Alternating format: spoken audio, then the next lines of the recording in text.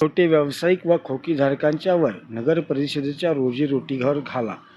हुपरी तालुका हातकणंगले येथील छोटे व्यावसायिक, खोकीधारक व छोटी टपरीधारक या सर्व लोकांना हुपरी नगर परिषद यांनी एक नोटीस पाठवली आहे.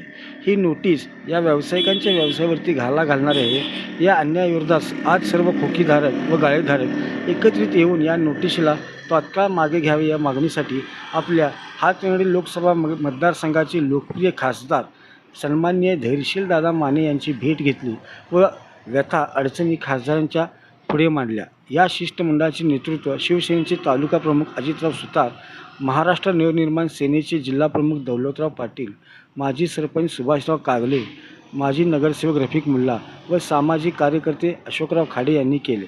यावेळी खासदार धैर्यशील साहेबांनी सर्व व्यावसायिकांना दिलासा देऊन आपण तुमच्या पाठीशी असल्याची ग्वाही दिली. हुपरी येथील श्री शिवमूर्तीच्या सभोवतालचे खोकेधारक तसेच बजरंग दल हुपरीचे कार्यकर्ते व हुपरी नगर परिषदेचे अधिकारी यांची संयुक्त मीटिंग दिनांक 5 रोजी सकाळी 11 वाजता हातकणंगले तहसीलदार कार्यालय येथे बोलण्यात आले आहे. या ठिकाणी चर्चेतून हा मार्ग काढून हा प्रश्न सोडवण्यात येईल. 500 वर छोटे व्यावसायिक यावेळी मोठ्या संख्येने उपस्थित होते. वरील सर्व शिष्टमंडळाने व व्यावसायिकांनी आमदार श्री अशोकराव माने बापू यांचीही भेट घेऊन चर्चा केली. बापूंनी आपण तुमच्या पाठीशी असल्याचे सांगितले. कुंभशिल्प न्यूज प्रतिनिधी सुनील कुंभार, रेंदाळ, हुपरी. विधानमंडळात जी आर झाला की बाबा 2011 अतिक्रमण काय विषय झाल्याच्या काळावरती घातलाय. दादा आता तात्काळ शिवसाहेबांना फोन करून काही सूचना देणार आहे. आणि विषय फक्त शिवमूर्ती सभोवतालचे 15-20 वर्षांचा होता. तो शिवने काय केलं, संपूर्ण गावाला याच्यामध्ये ओढलं. तर शिवचा हे जो काही चुकीचा कारभार त्या ठिकाणी झाला आहे त्या संदर्भात काही सूचना दादा शिवसाहेबांना त्या ठिकाणी फोनवून द्यायला वाटल्या. आता हुपरी नगरपालिका मोठी काय विधानमंडळ मोठं, विधानसभेमध्ये जी आर होतोय की 2011 पर्यंत अतिक्रमण कायम करणे.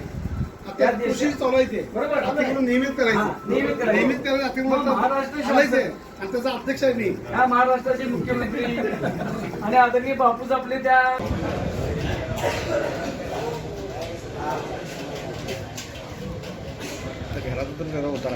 केल्यानंतर हुपरी नगरपालिकेनं त्या खोकीधारकांना आणि त्या बजरंग दलाच्या कार्यकर्त्यांना समोर समोर बसवून त्यातनं काहीतरी तोडगा काढायला पाहिजे होता. बरोबर, की त्या 3 पिढ्या झाल्या त्या ठिकाणी जे व्यावसायिक लोक ते व्यवसाय करल्या, त्यांच्याही पोटावरती पाय नको.